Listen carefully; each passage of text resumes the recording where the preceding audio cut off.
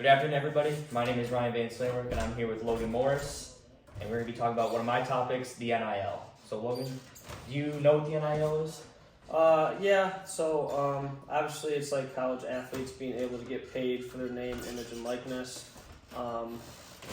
Past that extent, not really too familiar on what it is. If you could help fill me in on that.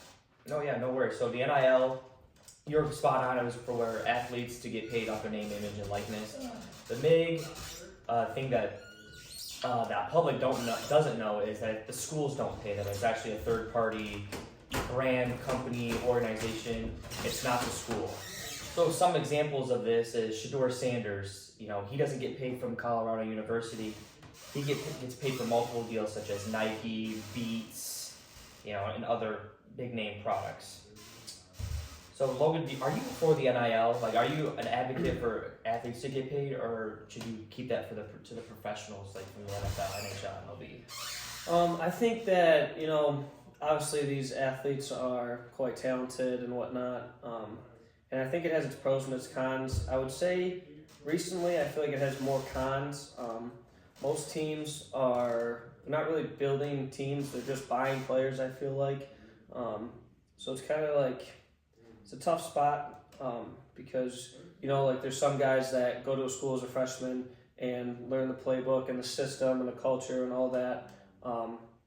And grow within the program rather than, I'm going to go here, I don't play, so I'm going to transfer to somewhere else and get more money and play there. And then if I don't play there, or I feel like I could get more money somewhere else, it's all about trying to figure out where I'm going to make the most money rather than, where do I actually want to be? Like what school is the right fit for me? So I would say I'm more against the NIL just because the lack of the rules, but yeah. No, I completely agree. I think the NIL as a whole, I like the idea of college athletes getting paid. If they're probably come from a big fan of like the Sanders or the Mannings, brands want to go out and pay them for their name or their image, then I'm all for that. I'm also all for the schools not doing that. I think that's not a good look, so I'm glad that the NCAA makes sure that the schools or coaches cannot specifically pay them. And I think you're pretty spot on about long-term about the NIL.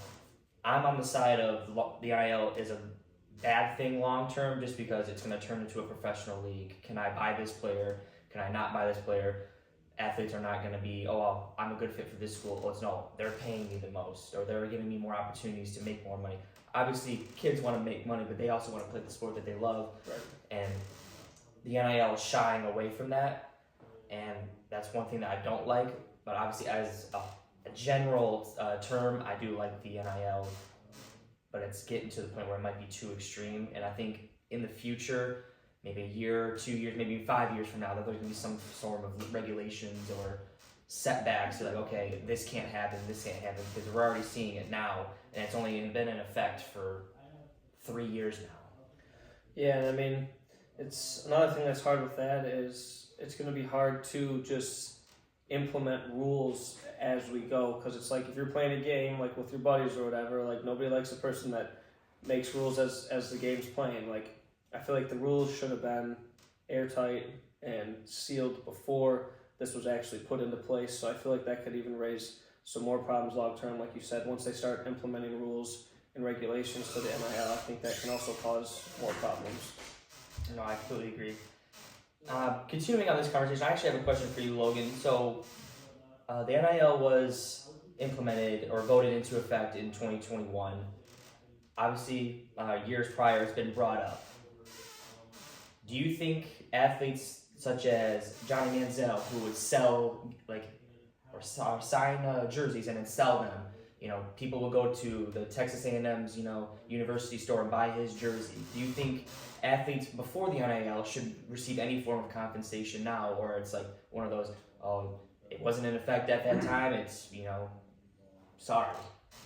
Yeah, I think it's kind of on the side of, it wasn't in effect now, so it's not going to work out to your benefit, because it's kind of hard to be able to judge, like, I sold this many, I should have made this much money, and then it's just going to turn into, if you allow one person to do it, then there's no reason you can't allow everyone to do it, so then it's going to basically just cause more problems for the school. I think lawsuits are going to be filed. People are going to try to sue the school and NIL and stuff like that. So I think that if you were before NIL time, then it's kind of just bad luck in a sense, and there shouldn't be any form of compensation for those prior to NIL. I think it's just, if you're here now, it's great. If not, we're sorry, but it wasn't a rule back then, and we can't make an exception.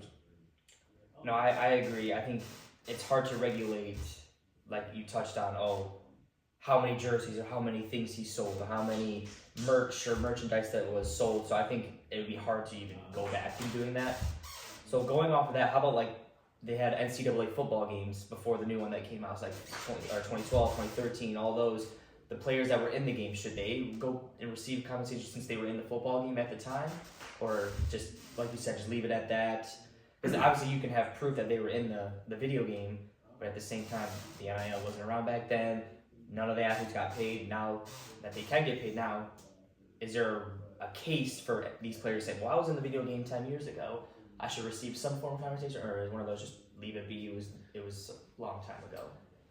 Yeah, I kind of think that if you want to use that card, then it's like, okay, well, I still sold my jerseys and stuff like that. So I think that I'm going to err on the side of leave it be. It wasn't a thing back then. I mean, now the most recent NCAA game, before the one that just came out, I believe was 14, so we're pushing a decade ago. I think it's time that chapter closes and people don't, try to make money off that. Obviously, it does suck for those guys because they were in the video game and, they should get the same type of compensation, but it wasn't a thing back then. And just because it's a thing now, I don't think it should change something that happened over 10 years ago. No, I completely agree. I think the only argument that they might have is they were in the game, can I just receive a one-time thing? Like, I think every athlete in the video game this year received like $500 and then some other maybe potential NIL opportunities. So I think every athlete got some form of pay. I think that's their only argument going back a decade ago. I was in the video game, can I have $100? Can I have X number of dollars, a one-time thing? I think that's the only thing that they can argue on. I can see where you're coming from in that sense, and then again, it's okay. I was the starting running back, and I was featured in the game. I was on the cover. I should get more than the fifth string offensive lineman. But in reality, you guys were both in the game, so I think if they were to do something like that, it should be everybody's getting the same thing, no matter what your role was, or what team you played for, or how good you were, or how bad you were, or whether you won the Heisman or not. I think if they were to do something, that every player should get the exact same thing, and if that's what the case that they go, then they do it and get it over with, and then it's dropped. All the past NIL stuff, all those conversations are done. Maybe even put that into an agreement saying we're going to pay you for being in our game from NCAA 13, 14, whatever year it was. This is all you're going to get. There's no way to prove jersey sales and all that stuff. So I think if they're going to do something like that, everybody gets the same thing no matter who you are, and have to be able to close the chapter on trying to get more money from the NCAA considering the new NIL deals. Perfect. Well said, Logan. I want to go into now that we're talking about the NIL and specifics of getting paid, I want to go into the highest valuation athletes from the NIL. I think Shedeur Sanders is number one. That is correct. He's got the most. Shedeur Sanders is number one. How much valuation is he getting paid from this culmination of brands and deals that he has? He is making $5.8 million in total, which obviously is a lot. The website we use to find this information also talked about the amount of followers they have, because obviously fans, it's a third-party thing, so it's not the school or the coaches or anything like that. So I think followers does play a part in it, but not as big of a part as you may think, because, obviously Shedeur Sanders making the $5.8 million, has 2.7 million followers. Once you drop to number two, is Libby Dunn, the gymnast from LSU. She only makes $4 million, but she has 13.6 million followers. So it's not all about the followers. It's it's more about just getting your name out there and who knows who. I mean, obviously with Shedeur, you got Deion Sanders and the whole Colorado thing, and that's a really big issue right now. Speaking on top of that, number 3 is Travis Hunter. He also is a wide receiver and a defensive back for Colorado.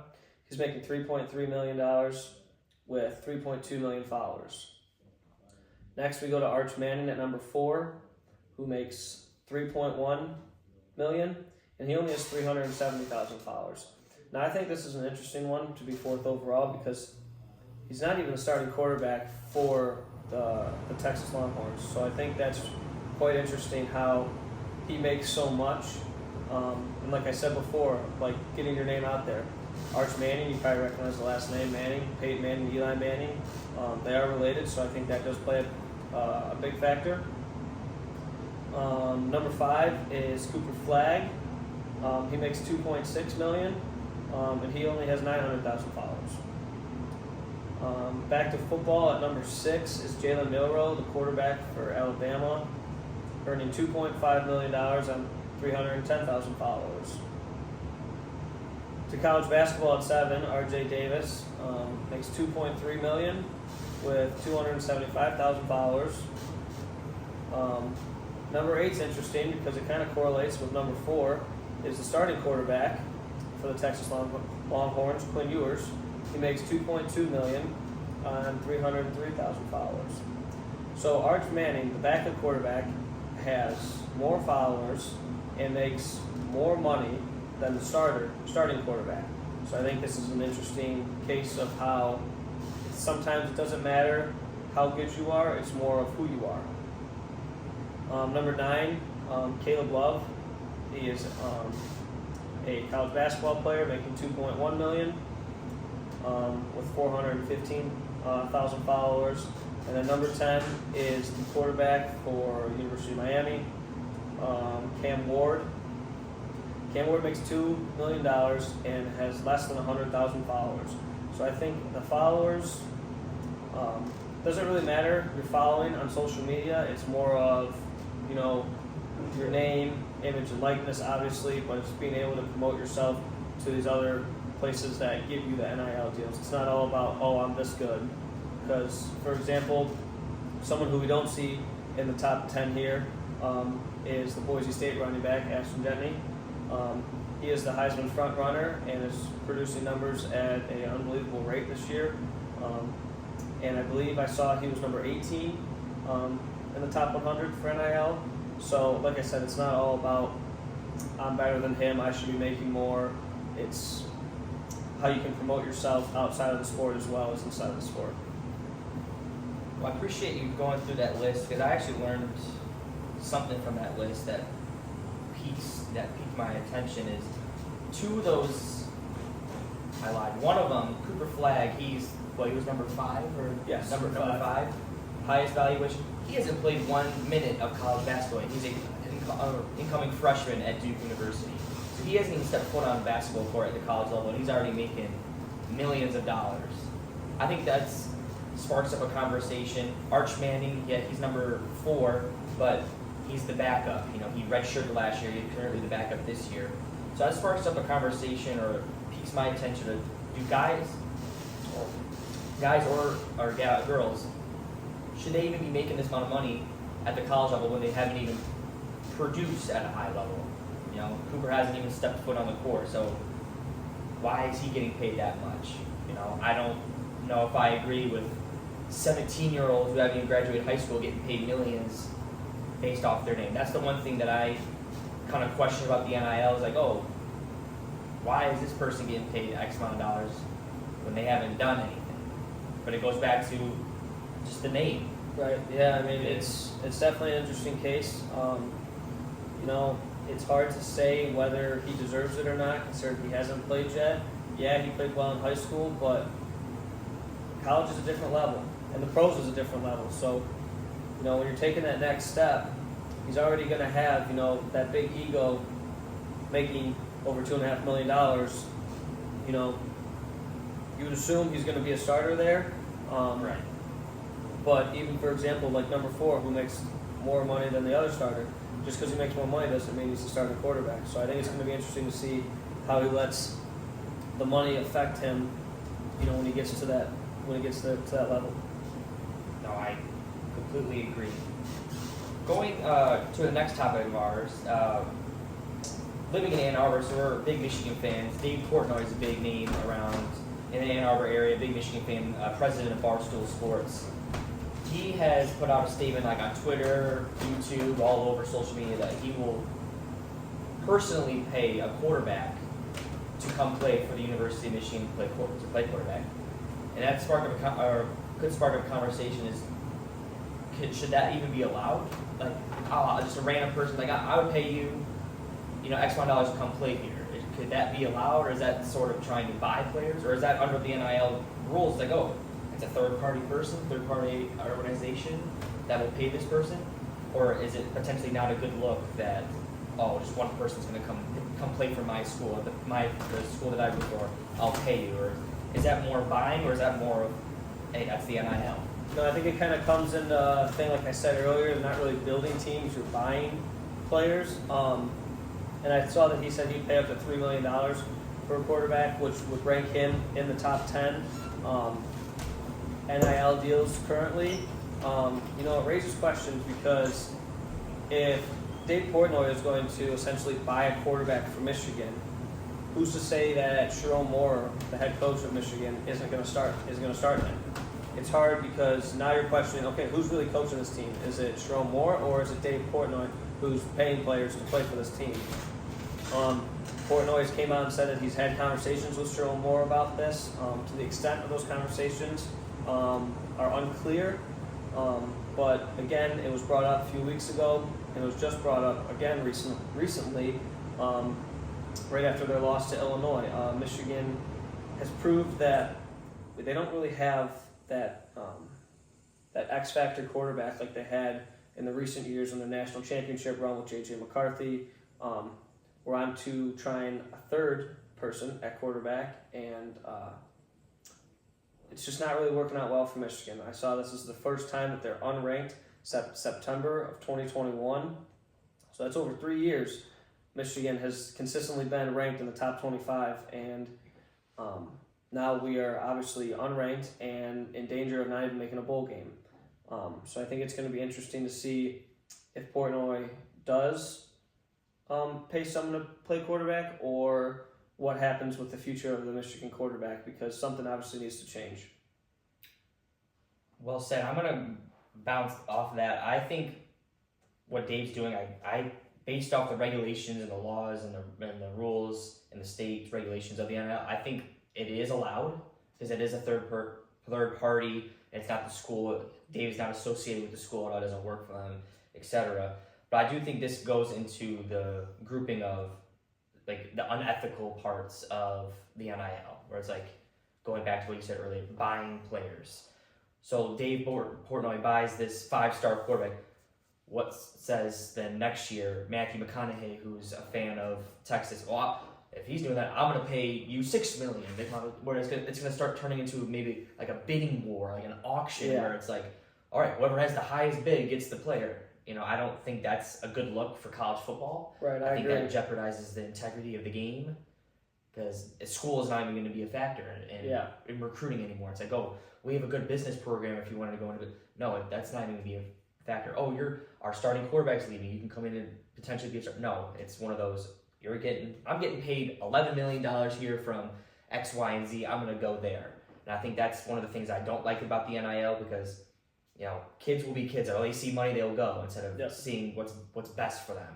And so, although I do agree that Dave Portnoy is following the rules of the NIL, I think that's one of the red flags in the NIL, which I hope the NCAA at some point, steps down and says, hey, this can't happen, or at least regulate it to its only, certain regulations. Because to me, it's not a good look if, multiple people are going to be trying to buy players. It's professional at that point. Yeah, I mean, it's the lack of rules is definitely, the lack of rules and regulations is definitely a problem with the NIL. I like that you brought that up, because it's going to lead me into my next question that I wanted to ask you. Do you think they'll ever take away the NIL because of the lack of rules and how far out of hands things are getting with, like you said, if Portnoy pays him $3 million, then this guy pays him $5 million, and then it's going to keep snowballing to where it's just rich people paying so their favorite school can be good. So do you think they'll ever be able to shut down the NIL, or like how we talked about adding rules, but I mean it's hard to add rules as you go. So what's your opinion on that? I don't think they'll ever take away the NIL. I think it was such a long process to get it into effect, get it voted from schools, athletes, fans, the public eye. They did a lot of, advocacy to getting the NIL. So I don't think that will go away. I sure hope that they do some form of regulations or they cut this down to make this, I'm not going to use the word illegal, but frowned upon. You cannot do this. You cannot do this, this, and this. I hope they do that. I don't think they do, though. I think they see the NIL is a thing, and the fans got what they wanted with getting paid. I think they're going to leave it. I unfortunately think that's what's going to happen. I don't want that to happen because I don't want to see my love for college football, college sports, drop because it's the NFL 1.5 or 2.0. It's like I don't think that's ethical in the slightest. I sure hope they do change or modify it, but I don't think it'll ever go away. Okay. And kind of how, like we talked before, how, if he's going to pay him $3 million and then $5 million and then, they're just going to keep outbidding, like you said, a bidding war. In the next 10 years, you think anybody will be able, or not be able, but will be receiving $10 million? Currently, right now, like we said, Shedeur Sanders is the highest with $5.8 million. So there's obviously many millions of dollars to go to get to that $10 million, but do you think there's possible we see someone in the next 10 years reach $10 million? Oh, absolutely. Not taking anything away from Shedeur Sanders, but a lot of the NIL money and brand is coming from his last name. He's a great football player, Heisman candidate, but he's getting $5 million. I'm not going to say all of it based on his name, but Sanders is the name, plays a big role. Mm-hmm. So 10 years down the line, in 2035, 2036, what about Tom Brady? He's got a couple sons. What if he plays quarterback and he's a 5-star number 1 recruit? Oh, they're going to want to go after Tom Brady's kid. So they'll pay they'll give you a blank check and they will say, hey, we want you to come play Michael Jordan or any of his, like if he has children. I don't think he has any children though. But athletes of that nature, Patrick Mahomes down the line, if he ever has a son, he becomes a football player. Like, we want the Mahomes name to go to our school. Right. Yeah. I think 100% the valuation is going to just keep going and going and going. On top of that, Cooper Flagg, he's getting paid, I think you said $2 or $3 million, hasn't even played yet. If you got a good name, social media presence, and you're good at the sport, top recruit, I think undoubtedly someone will get a $10 million valuation and then increase that while they're at school if they're performing and they're still active on social media and an advocate for college sports, because Cooper, like I said earlier, Cooper Flagg hasn't played 1 minute of college basketball and he's getting close to $3 million. Yeah. So I think if you add up, the name, it's 2024. No valuation was even close to $2 million in 2021. When it first came about, the big name was Quinn Ewers. That was the big one at the time, and he's only getting paid. He's 8th right now, getting paid $2 million, $1 million, $3 million, around that range. Imagine 10 years down the line.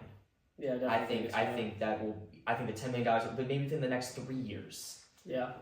That star athlete, from class of 2027 will definitely, I think, get close, but within the 10 years, absolutely, I think.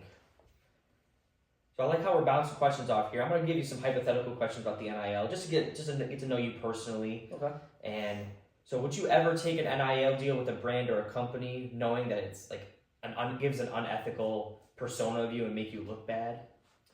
But knowing they're giving you a good amount of money where you're financially free. The way I look at it is if I'm able to get a good amount of money from somebody that has unethical behaviors or anything like that, I would say I would not take theirs. But I think if I'm able to get something from this company, I think there would be other options for maybe not as much money, but that'll help promote my name instead of demote my name. So I think that I would pass on the unethical situation and look for more ethical situations, even though it's not as much money. Okay. I asked this question because I did a lot of research on specific NIL deals, and a lot of people use their NIL deals for good. Like Blake Corum, he gave out turkeys around Thanksgiving. He's done that like the last 3 years that he was at Michigan.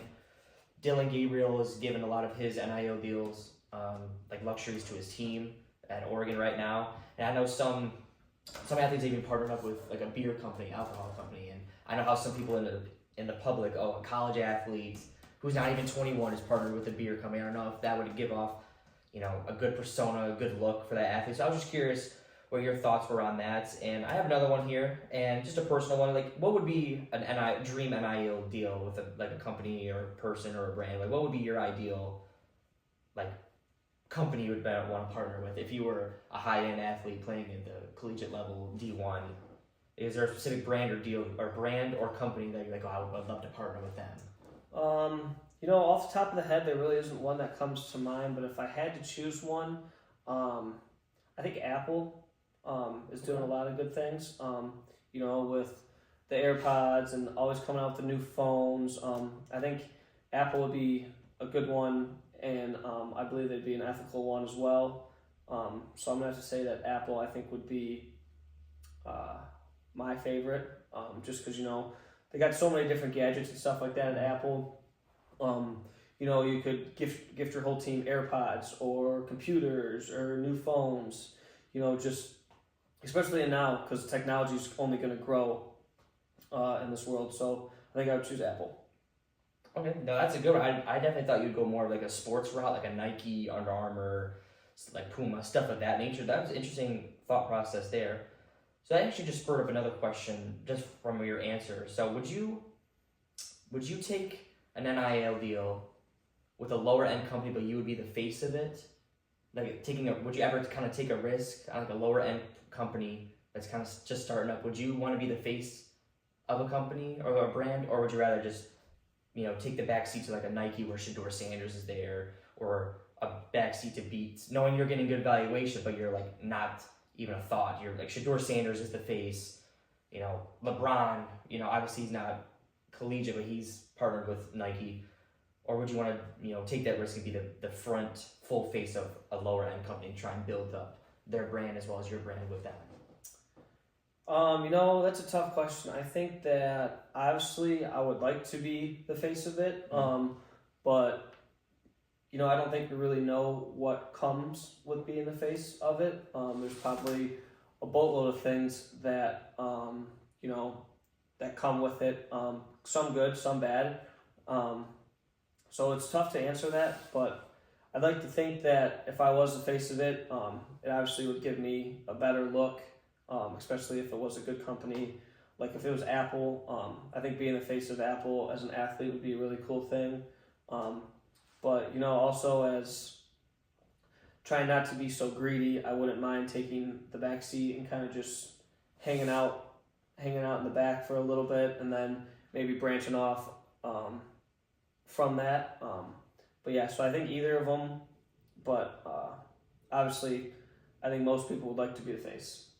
Absolutely. I think me personally, I think it would just depend on the situation, because obviously I'd love to be the face of a company, but if nobody's getting access or our company's not branched out to as many target audiences, I feel like maybe I would be wasting my time or wasting my potential name, image, and likeness. Whereas if I go to Nike, okay, I'm going to be at least seen by many people because the brand is so big, right? But no one's going to the company for me specifically. It's going to be to the other higher, more popular athletes. So I think it would just depend on the situation, circumstance for me. I would love to say, I'd love to take the risk and be the face of it. So then for 2 years, I'm the face of some company.